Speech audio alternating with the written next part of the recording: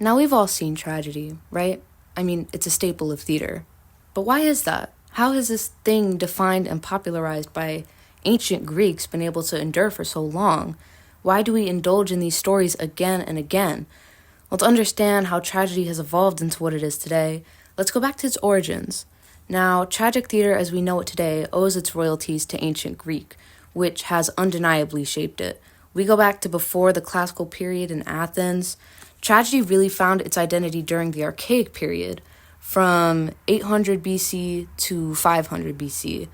Art in Athens was subsidized by the state, so Greek theater was often some form of political propaganda.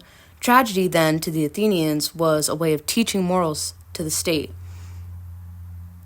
Athenian drama, and by extension tragedy, sought to uplift the systems of power. Philosophers at this time contemplated and debated on the purpose of tragedy, and while the discourse was extensive, Aristotle's perspective was the one that closest resembled the tragedy of his time. He reasoned that theater, like most art, was an imitation of reality, and therefore functioned with the intention of dissecting and understanding human nature. Plato, however, insisted that tragedy is introspective and critical in nature and therefore cannot be controlled by government.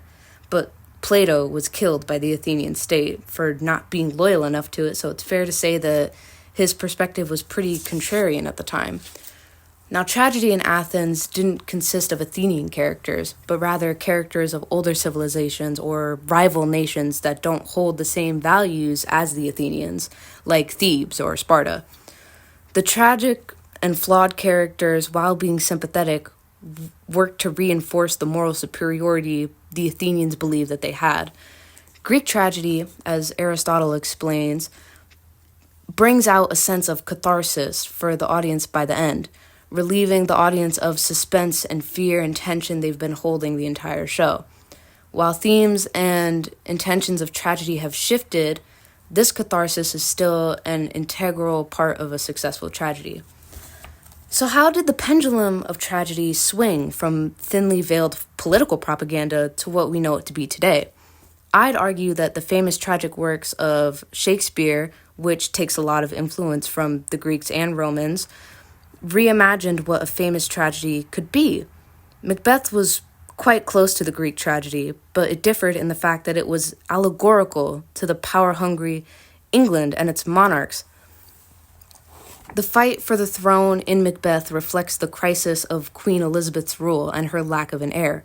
So while Macbeth isn't entirely subversive on the genre, it marks a shift from critique of other nations and ideas they present to critiques of the author's own homeland. Romeo and Juliet also presents a twist on the Greek tragedy, where the fatal flaw does not stem from the lovers themselves, as is so often in Greek tragedy, but rather their wealthy, powerful, and apathetic families. This conflict dissects and denounces the political divides of the aristocracy. This created a trend of tragedies looking inward at the failures of the author's home state, their own society that they live in. And while Shakespeare solidified this kind of tragedy in the public consciousness, Puccini's La Bohème famously explored how the failures of upper classes cause extensive suffering on the people they govern. La Bohème didn't star monarchs or aristocrats like the ancient Greek plays or Shakespeare's plays, but rather starving artists who had been abandoned by society. The story takes place in 1830s Paris, where tuberculosis is taking countless lives, mostly of those who can't afford any sort of treatment. And the tragedy ends with Rodolfo, a poor and struggling poet, losing his love, Mimi, to disease. So we have Shakespeare's critical themes on systems of power and Puccini's focus on telling the stories of ordinary and impoverished people instead of the wealthy and powerful. And these takes on tragedy help shape what a modern tragedy is today. This recent form of tragedy functions differently than its Greek roots. Instead of a focus on wealthy and powerful leaders, the focus is on the common people and their struggles. The tragedy no longer stems exclusively from the flaws of the individual, but rather the flaws of governments and power structures. Oftentimes, in a modern tragedy, the protagonist's tragic fate is the fault of their unjust rulers, just as much, if not more so, than their own. Sweeney Todd, Tick Tick Boom, Les Mis, any other you can think of, let's be honest, it all sets out to criticize the power structures that destroy the lives of their characters. Sweeney Todd dissects the cruelty found in leaders during Victorian London. Tick Tick Boom denounces the sinister and deliberate neglect American leaders showed towards citizens dying from HIV and AIDS in the 1980s.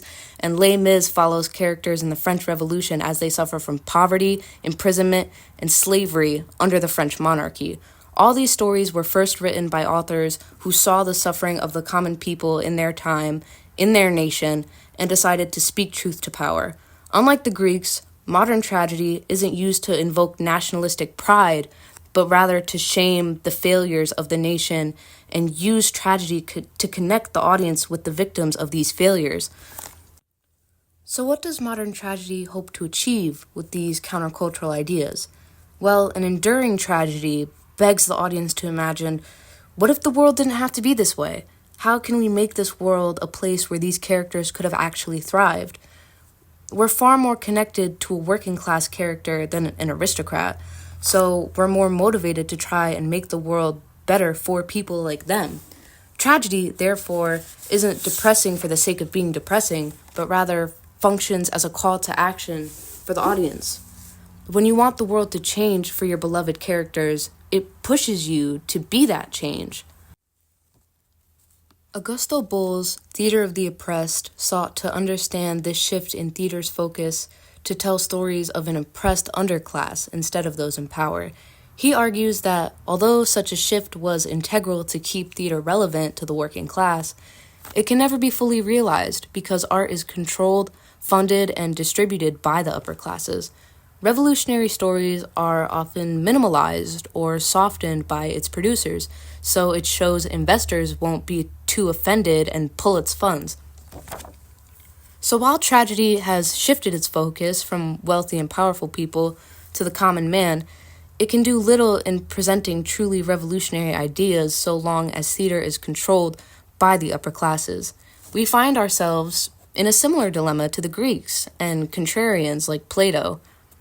So, if modern tragedies are used to tell stories of underprivileged citizens being let down by the people in power, but ancient Greek tragedies sought to humanize these people in power, how can one adapt a Greek tragedy for a modern audience who have much different sensibilities?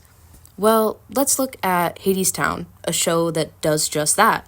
Hadestown tweaks the characters of the original myth of Orpheus and Eurydice, making them similar to modern working-class heroes that are protagonists of modern tragedies. The show also sets its tale in a Great Depression-esque setting, making the power structures and political state of this world more understandable to a modern audience who might not have a nuanced understanding of Greek society. Hades is no longer an omnipotent and all-knowing god, but rather a captain of industry and an abusive leader to the people he employs in Hadestown. Orpheus turns around, not because of some fatal flaw of his own, but instead of the doubt that's instilled in him when he goes to Hadestown. He doesn't trust Hades, and he doesn't trust that someone like Hades would ever let him leave with Eurydice. He doesn't believe that someone like Hades would ever let him win. So what makes Hadestown so interesting in this conversation? Well, for one, it's a Greek tragedy that has been modernized, so by nature it highlights the differences between Greek and modern tragedy. But I brought it up because it answers the question of this essay. Why do we keep telling tragedies? Hermes gives us a pretty straightforward answer in the cathartic final number of the show.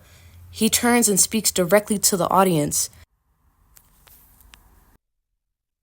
It's a sad song,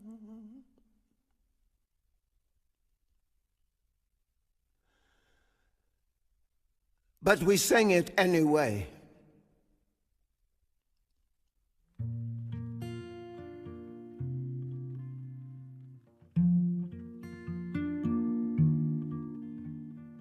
Because here's the thing, to know how it ends and still begin to sing it again. as if it might turn out this time. I learned that from a friend of mine.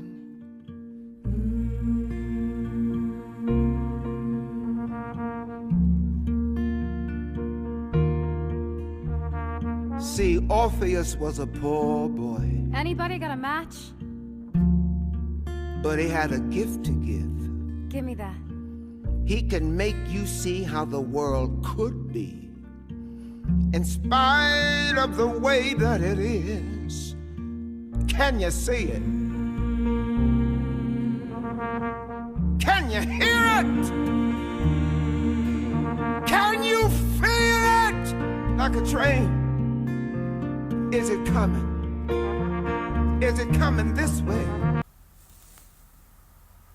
So why tell tragedy? Well, because it can make you see the best in people. It makes you envision and chase after a world where people like Orpheus and Eurydice live happy lives free from exploitation. To conclude, tragedy was started by the Greeks as a way of dissecting human nature and the terrible fates that befall people.